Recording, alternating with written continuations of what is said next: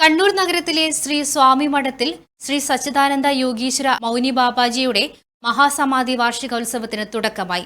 K V Sumesh MLA. ഉദ്ഘാടനം നിർവഹിച്ചു.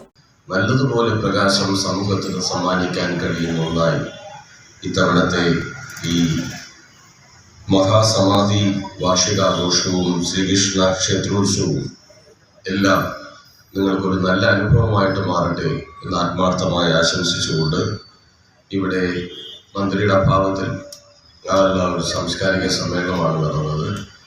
നമ്മുടെ മനുഷ്യരെന്ന നിലയിൽ എല്ലാവരുമായി നല്ല സഹവർത്തിത്വ മനോഭാവത്തോടെ അഡ്വക്കേറ്റ് പ്രമോദ് കാളിയത്ത് ഉദ്ഘാടന ചടങ്ങിൽ അധ്യക്ഷത വഹിച്ചു. Malabar Devaswom board Thalassery area committee chairman advocate K Sathyan, executive officer Vijayan Melur, ദൃശ്യമാധ്യമ പ്രവർത്തകൻ Suresh Navath, P Radhakrishnan, E K Prabhakaran എന്നിവർ സംസാരിച്ചു. താന്ത്രിക ചടങ്ങുകളോടെയും വിവിധ കലാപരിപാടികളോടെയും നടക്കുന്ന മഹോത്സവം ഫെബ്രുവരി 12 രാത്രിയാണ് സമാപിക്കുക.